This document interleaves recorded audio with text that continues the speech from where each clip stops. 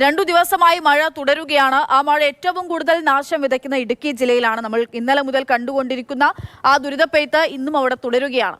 പലയിടങ്ങളിലായിട്ട് മണ്ണിടിച്ചിലുണ്ടായി, വെള്ളക്കെട്ട് രൂപപ്പെട്ടു. അതൊക്കെ അതുപോലെ തന്നെ തുടരുകയാണ്. മുല്ലപ്പെരിയാർ ഡാമിൽ നിന്ന് കൂടുതൽ വെള്ളം ഒഴുക്കിവിട്ട് തുടങ്ങിയിട്ടുണ്ട്.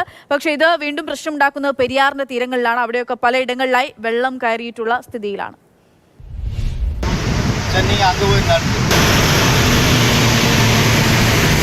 ഇന്ന് രാവിലെ 9 മണിയോട് കൂടിയിട്ട് മുല്ലപ്പെരിയാർ ഡാമിൻ്റെ ഷട്ടറുകൾ വീണ്ടും കൂടുതൽ ഉയർത്തിയിരിക്കുകയാണ്. അതിനെ തുടർന്നാണ് ഈ പ്രദേശത്താകെ വെള്ളം കയറുന്ന ഒരു സ്ഥിതി ഉണ്ടായിരിക്കുന്നത്.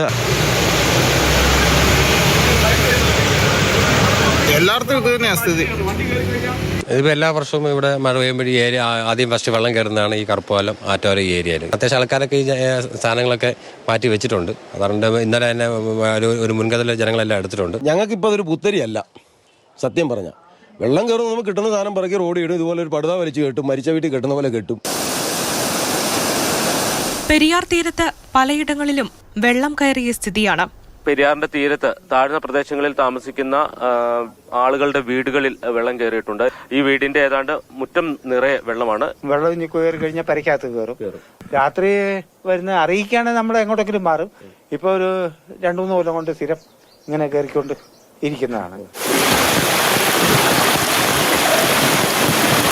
നമ്മളിപ്പോൾ നിൽക്കുന്ന ഈ വീട്ടില് ഫുള്ള് ചെളി, അതുപോലെ തന്നെ സാധനങ്ങളൊക്കെ തന്നെ നശിച്ചു പോയിരിക്കുന്ന ഒരു അവസ്ഥയിലാണ്. രാത്രി ഒരു 10-10:15 കൂടി വാതിലുകൾ നോക്കിയപ്പോഴത്തേക്കും ഏതാണ്ട് വെള്ളം കയറേണ്ട ഒരു അവസ്ഥയിലെത്തി. 11 മണിയായപ്പോൾ കുട്ടികളോട് ഉറക്കമായി. പിന്നെ അങ്ങ് വെള്ളം അടിച്ചു കയറുകയായിരുന്നു. നിർത്താതെ പെയ്യുന്ന മഴയ്ക്ക് പിന്നാലെയുണ്ടായ മണ്ണിടിച്ചിലിനെ തുടർന്ന് കുമളി ആനവിലാസം റോഡിൽ കാൽനട പോലും ദുഷ്കരമാണ്. ഈ തൊട്ടടുത്തായി 3 ഇടങ്ങളിലാണ് മണ്ണിടിഞ്ഞിരിക്കുന്നത്. തോട്ടം തൊഴിലാളികൾ അടക്കമുള്ളവരുടെ വാഹനം മുന്നോട്ട് പോകാൻ കഴിയുന്നില്ല. അവരെല്ലാം കാൽനടയായിട്ടാണ് പോകുന്നത്. ഈ മലയിൽ എല്ലാ സ്ഥലങ്ങളിലും തന്നെ ഉരുളുപൊട്ടലിന്റെ തുടക്കമാണ് ഉണ്ടായിരിക്കുന്നത്. ഈ റോഡിൽ കുറച്ച് അപ്പുറത്തേക്ക് കാണുന്ന ഉരുളുപൊട്ടലിന്റെ തുടക്കം തന്നെയാണ്. ഇന്നിപ്പോ അങ്ങോട്ട് നോക്കിക്കഴിഞ്ഞാൽ മലയിലൊക്കെ പല സ്ഥലത്തായിട്ട് മണ്ണിടിഞ്ഞിട്ടുണ്ട്. അത് ഇന്നുമായിട്ട് ഇടിഞ്ഞാണോ? ഇന്നലെ ഒരു ദിവസം കൊണ്ട് സംഭവിച്ചതല്ല. ഇന്നലെ കനത്ത മഴയുണ്ടായിട്ടും കാര്യമായ നാശമുണ്ടാകാതിരുന്ന നെടുങ്കണ്ടത്ത് ഇന്ന് സ്ഥിതി മാറി.